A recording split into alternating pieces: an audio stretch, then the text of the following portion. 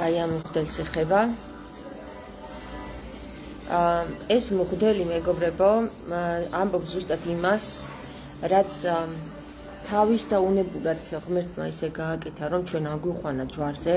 მე ეს ვიდეო ახლა გამომიგზავნეს გუშინ თუ გუშინ წინ და ამბობს რომ ესე იგი რა გააკეთა უფალმა, შევიდა და წკეპლა გააკეთა ესეთი და გამოყარა იქიდან ყველა ეკლესიიდან ვინც კი ვაჭრობდა. და მეორედ მოსვლის და მეცაც გეტყვითო ამბობს თვითონ ეს მღვდელი, რომ მეორედ მოსვლის დროს ქრისტეს მეორე მოსვლის დროს კლავეს იქნება ნიშანი, ანუ ისე მოხდება, რომ ეკლესია გაიწმინდება და აი ამ მხრიდან დაიწყება, რომ ყველა მოვაჭრე და მევახშე გამოვა ეკლესიიდან გამოიყრება ქრისტეს მსგავსად წკეპლებით გაიწკეპლებიან ეკლესიებიდან. ეხლა მე რა მინდა გითხრათ, იცით, რომ გინდა დაიჯერეთ, გინდა არა, ჩვენ რომ ვიყავით ეკლესიაზე, მეგობრებო, ჯვარზე და ღმერთმა რომ გვიკარნახა სადღაც მივსულიყავით პირველ რიგში, 3 დღის განმავლობაში ჩვენ ვერ ვიგებდით პრინციპში ზუსტად რატომ მოგვიყვანა ღმერთმა აქ. მაგრამ 3 დღის შემდეგ 2 დღე გავიდა, ანუ 3 დღის 21-ში, 22-ში და 23-ში ჩვენ იქ შევხვდით, 24-ში და 25-ში უკვე ჩვენ გაგვიცხადა და რატომ მიგვიყვანა ღმერთმა იქ ზუსტად გაგვიცხადა 100%-ით. თუმცა შეიძლება კიდევ რაღაცები მალევე გამჟღავნდეს, უბრალოდ დროულად გამჟღავნდეს კიდევ ჯერ არ ვიცით და ესე იგი 23-ში ჩვენ განგვიცხადა ის, რომ საქართველოს მასშტაბით ესე იგი კეთდება ძალიან დიდი ჯადო, რომელიც არის სიმბოლო ვარდში მოთავსებული, წითელ ვარდში. თქვენ იცით, რომ ეს წითელი ვარდი კოლბაში იყო მოთავსებული და ამას უკვე აეხადა ფარ და ეს ჯადო უკვე მოიხსნა. ჯადოს მოხსნის შედეგად, მეგობრებო, იმ ერთ და 2 დღეში არ ხდება ეს მუსიკა ნეროცმიშლის დაბალი სიხშირიანია და ვეღარ ვლაპარაკობ. არა უშავს ვაჯობოთ. ესე იგი, 1 დღეში და 2 დღეში არ ხდება ჯადოს მოხსნის შედეგები. ჯადოს მოხსნის შედეგები გადანაწილდება, ესე იგი, შეიძლება 1 თვეზე, შეიძლება 1 წელზე, შეიძლება 10 წელზე, ხვდებით და ეს ვარდის ჯადოს მოხსნის საკითხი რას მოიტანს საქართველოსთვის, ხო? არავინ არ იცის ჯერ. ანუ რას მოიტანს ეს ვიცით, მაგრამ როდის მოიტანს ეს არავინ არ ვიცით. ანუ დროის საკითხია. ვაკვირდებით, აი უკვე დაიწყო გაცხადება ის, რომ 23-ში აწვეს ქრისტეს ჯვარს და 25-ში ადგა ქრისტე, ძალიან დამთხოვები იყო, ესენი დამთხოვები არ არსებობს, თქვენ იცით, ღვთიური თვალსაზრისით და მეორე საკითხი ის, რომ უკვე გამოჩნდნენ ის მღვდლები, რომლებიც პირდაპირ ჭეშმარიტად ქრისტიანული სარწმუნოებიდან ქადაგებენ. და ერთ-ერთი არის, აი ახლა არ ვიცი ეს რამდენად პირადში როგორია, მაგრამ ამ ქადაგებაში აი ეს მღვდელი, რომელიც ქადაგებს, მე არ ვიცი ამის არც სახელი, არც გვარი, ეს რომელიც ქადაგებს ჭეშმარიტებას, რომ ქრისტე დაჯდება ტახტზე და ის დიდებით დაჯდება ტახტზე და მისი წინა პირობა იქნება ის, რომ ეკლესიები დაიწყებს ვაჭრობიდან გაწმენდას. ანუ ძალიან მნიშვნელოვან რაღაცას ამბობს და ამიტომ უყურეთ რა, აუცილებლად მოსასმენი არის ეს ამ ადამიანის ვიდეო და კიდევ ის, რომ შიმშილობას აღარ აგრძელებთ, რომ აღარ საუბრობთ. გლუქლიში მე ამაზე ჩავწერე ვიდეო, რომ შიმშილობა არ მოითხოვება ჩემგან. გესმით? ანუ შიმშილობა არ მოითხოვება ჩემგან. შიმშილობა ის რამდენი დღეც ვიშიმშილე, უკვე ჩაითვალა იმ საჭირო შიმშილად და განიწმინდა ჩემი ის რაც უნდა გაწმენდილიყო, ხო? ანუ რაც უნდა განწმენდილიყო ქალისთვის. მეტი ქალს არ მოეთხოვება, 40 დღის შიმშილობა ქალს არ მოეთხოვება, გესმით? მაგრამ მამაკაცებმა იშიმშილეთ თუ გინდათ 40 დღესაც შეძლებთ და 41 დღესაც შეძლებთ შიმშილის. ხო და ამიტომ მეგობრებო რა არის იცით? ანუ ეხლა გეტყვით კიდევ ერთ დასტურს, რაზე მოგვივიდა დასტური რა.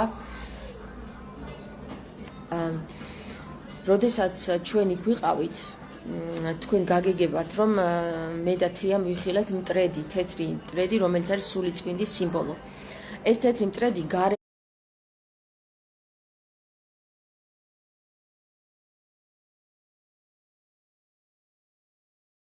კედელზე იჯდა და ის მიგვანიშნებდა რაღაც, ან ნიშნებს გვაძლევდა ეს მტრედი, თუმცა ეს მტრედი ამ 3 დღის განმავლობაში არ გამოჩენილა.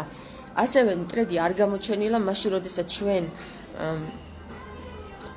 მუსულმანები ვიხილეთ იქ, როდესაც ლოცულობდნენ. გახსოვთ, რომ ჩავწერე ვიდეო, რომ ღამის 12 საათზე ავედით და დავადექით თავზე და მუსულმანები იდგნენ და სალოცავად ემზადებოდნენ. აი ეს მტრედი იმ დღეს არ იყო. ასევე არ იყო ამ 3 დღის განმავლობაში, სანამ ჩვენ იქ ვიყავით. და დასკვნა არის ესეთი, რომ როდესაც სულიწმინდა მიგვანიშნებს ჩვენ, რომ აი აქ სულიწმინდაა, როდესაც არ არის ჯადო, ან ჯადოს მაგვარი რაღაც, ან წარმართული სარწმუნოება იქ არ დგას, ესე იგი ის სულიწმინდა იქ არის და როდესაც ასეთი რაღაცეები ხდება, სულიწმინდა იქ არ არის. ანუ ეს მტრედი იქ არ იყო ამ 3 დღის განმავლობაში და საინტერესო რა არის, იცით, მეგობრებო, სწორედაც აი ეს ჯადო რო აეხსნა, ერთ-ერთმა მომწერა ჩემმა მსმენელმა, რომ მე ვიყავიო იქ 26-ში მომწერა, თუ არ ვცდები, ნახავ მერე დაგიპოსტავთ, რომ მე ნახა ეს ვარდიო და აღარ დევსო იქ. ანუ საკითხავი ის არის, რომ მე აღარ ავსულვარ ეხლა ჯვარზე ამ დღეებში და ამ ვარდის, ანუ ამ ჯადოს ახსნის შედეგად მაინტერესებს კი არა, კი მაინტერესებს, კარგი იქნება, რომ გავიგოთ ერთად ის მტრედი იგზის თუ არა ისევ.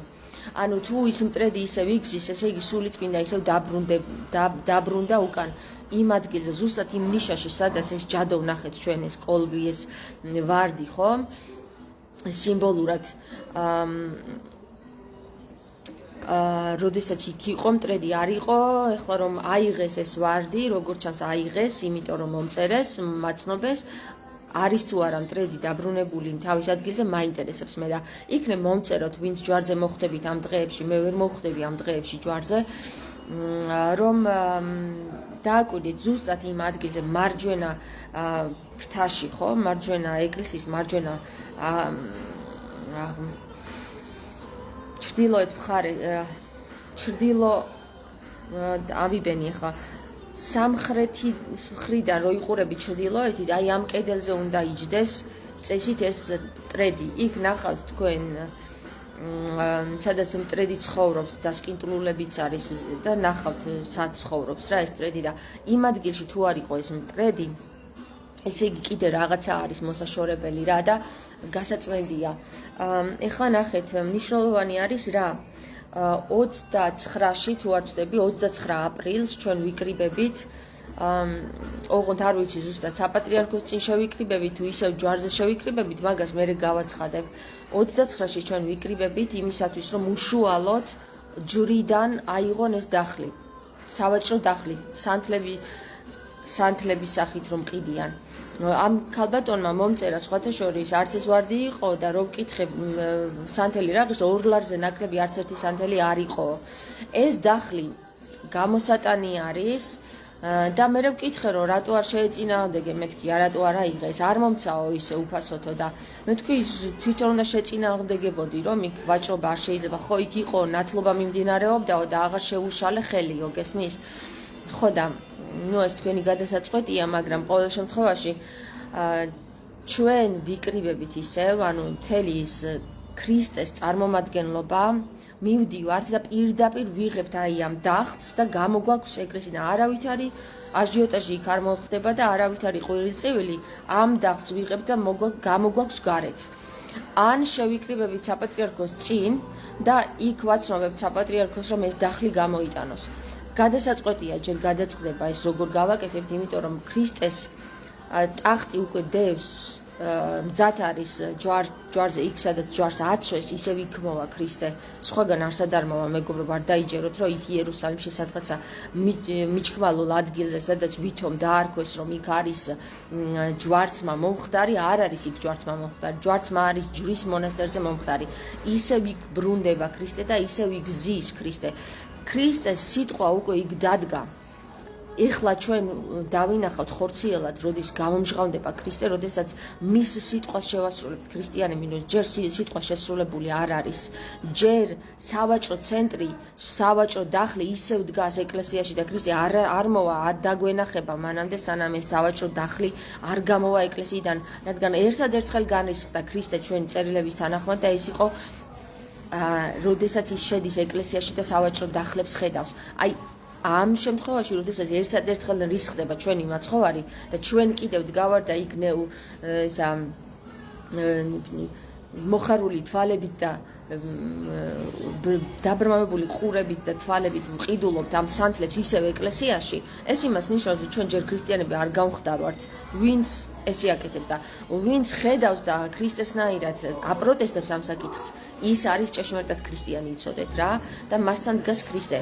მამა არჩილ მინდიაშვილია თამარ.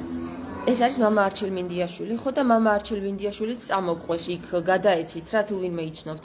29 აპრილს ჩვენ ვიკრიბებით ისევ, რომ ჩვენ შევხვდეთ ან ჯვარზე, ან საპატრიარქოს წინ, რომ ეს დახლი გამოვიტანოთ. თუ საპატრიარქოში ჩვენ არ მიგვიღებენ, მეგობრებო, აი მოდი ესე უკვე გადაწყდა.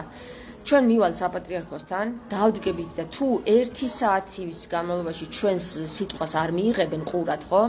ჩვენ ავდივართ ჯვარზე და გამოგვაქვს ეს დახლი და პირდაპირ აი ესე თავისი ფულებიანა გამოვისვრით გარეთ. გესმის? აი ამას ვაკეთებთ ახლა ჩვენ. და მე კი არა მარტო და მე კი არ მოგიწოდებთ, ამას მოგიწოდებს ღმერთი, მეგობრებო რა. პირდაპირ ღმერთი გეუბნებათ, რომ თუ ხარ ქრისტიანი, მიბაძე ქრისტეს და თუ ქრისტეს არ ბაძავ, მაშინ ბაძავ მამონას.